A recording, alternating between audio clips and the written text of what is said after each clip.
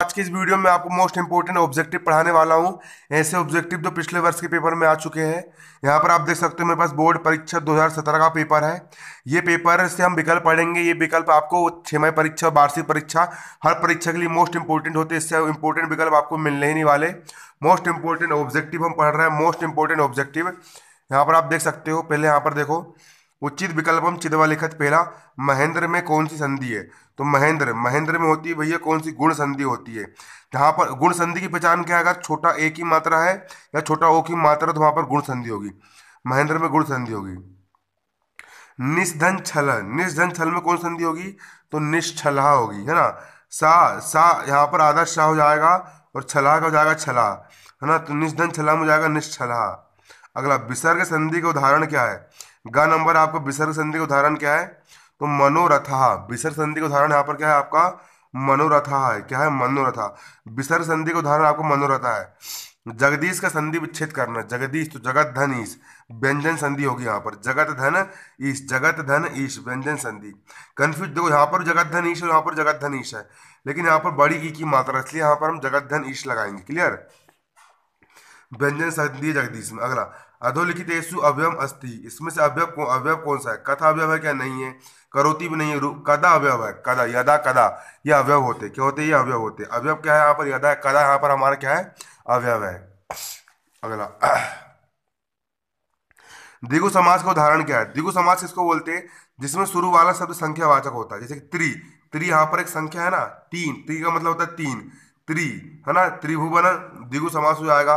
पंचवटी, पांच, पांच संख्या आ गई पांच, वो भी आपका द्विगु समास हो जाएगा। द्विगु समास मतलब कि त्रिभुवनम, है ना। क्लियर? अगला, चोर भयम में सस्पुरुष है। चोर भयम, है ना। चोर भयम, चोर भयम, चोर भयम मतलब कि चोर से भय। चोर भयम मतलब चोर से भय। तो प्रथमा ने द्वितीय को, तृतीया से चतुर्थी के लिए पंचमी से अलग।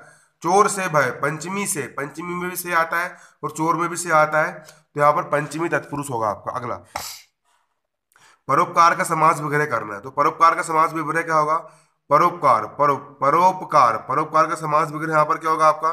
तो परोपकार का समास विग्रह होगा परेशान उपकार, परेशान उपकार। सप्तमी तत्पुरुष परोपकार, दूसरों पर उपकार, पर आया ना। सप्तमी में पर, सप्तमी प्रथमा ने द्वितीय को, तृतीया से चतुर्थी के लिए पंचमी से अलग, षष्ठी सप्तमी में पर, सप्तमी में पर, तो परोपकार दूसरों पर उपकार, तो सप्तमी तत्पुरुष, है ना।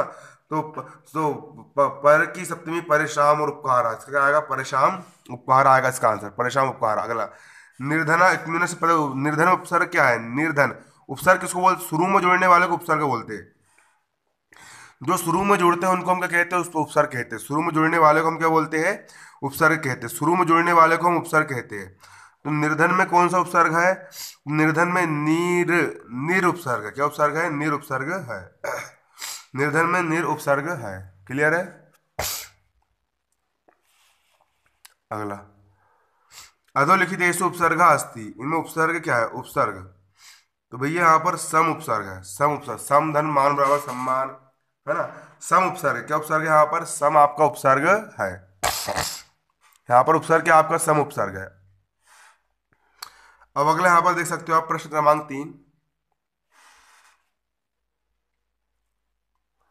नेश्याम में कौन सी धातु है? नेश्याम में धातु कौन सी? नी होना चाहिए। नेश्याम में देखो क्या है? नी धातु है ना। क्या है यहाँ पर? नी धातु है। नेश्याम में कौन सी धातु है? नी धातु है। वर्धताम में कौन सा पुरुष है? नेश्याम में नी एक धातु होती है, नी, है ना। नी का मतलब होता है देखना। वर्धताम में कौन सा पुरुष है? वर्धताम में कौन सा पुरुष है? तो वर्धताम में कौन सा पुरुष है? प्रथम पुरुष है। वर्धताम में कौन सा पुरुष है? प्रथम पुरुष है। द्रक्षयंती, द्रक्षयंती में कौन सा लकार है? लट लगा, द्रक्षयंती, अंति, है ना। भैया लट लकार होना चाहिए मेरे हिसाब से। हाँ, गा गा का है भैया, गा, सॉरी, है ना। लट लकार आएगा, लट लकार आएगा। द्रक्षयंती में क्या आएगा आपका? लट लकार है। क्या है? लट लकार है। अगला यहाँ पर आपका क्या है? भवेयु। भवेयु में कौन सा वचन है? भवेयु में कौन सा वचन है? ये वचन वगैरह सब पढ़ाऊंगा, ए टू जेड पढ़ाऊंगा आपको मैं, है ना। पेपर अच्छे से 2 पेपर फिर पढ़ाऊंगा इसके बाद, है ना। भवेयु में कौन सा है? तो भवेयु में बहुवचन है। क्या कौन सा वचन है? बहुवचन है। अहम अपि आपणाम गच्छामि में अवयव क्या है? अपी अवयव है, अहम अवयव नहीं होता, अपराम भी नहीं होगा। अच्छा, अपी अवयव है, क्या अवयव है यहाँ पर? अपी क्या है? आपका अवयव है।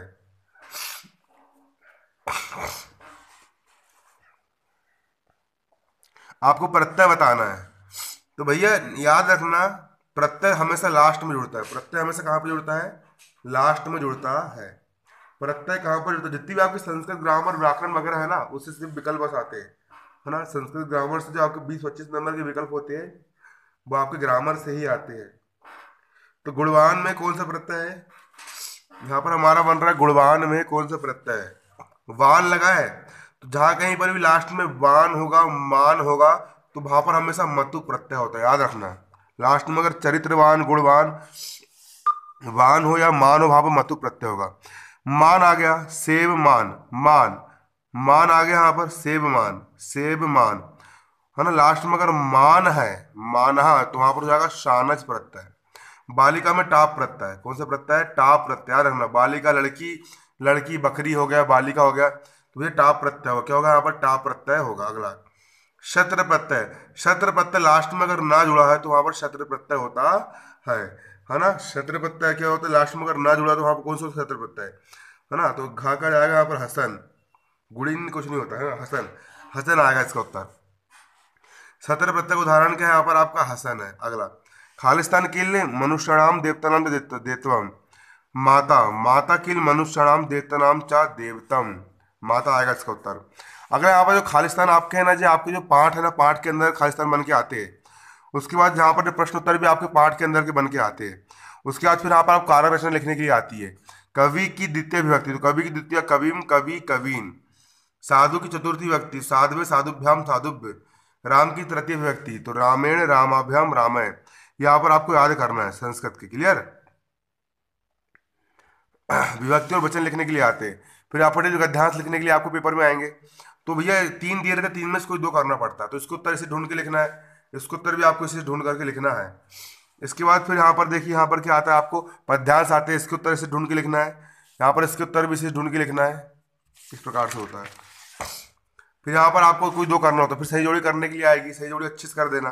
फिर यहाँ पर आम ना लिखने के लिए आएगा, ये भी आपके कहाँ से आएगा? पेपर जो जो आपके पाठ के जो अभ्यास है ना, पाठ के अभ्यास से आम और ना लिखने के लिए आएंगे। 60 पाठ की याद तो कर लिए होंगे आपने अभी तक। अगला एक पदेन, एक पद में प्रश्न उत्तर भी आपके पाठ के अंदर के आएंगे। इसके बाद कोई दो ऐसे श्लोक लिखने के लिए आएंगे जो आपकी पाठ्य पुस्तक में ना हो, तो आपको श्लोक याद करना पड़ेगा।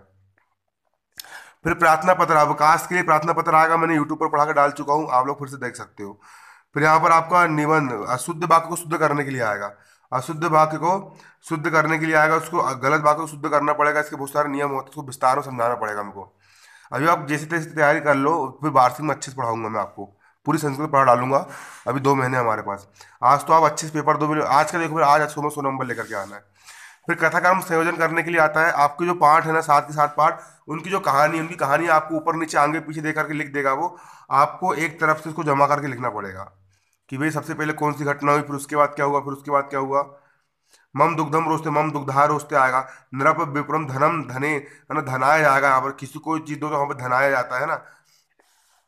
यहाँ पर गद्यांश वगैरह, अपने गद्यांश वगैरह आपको आते पेपर में, और संस्कृत का निबंध भी लिखने के लिए आता है। धन्यवाद, जय हिंद, जय भारत।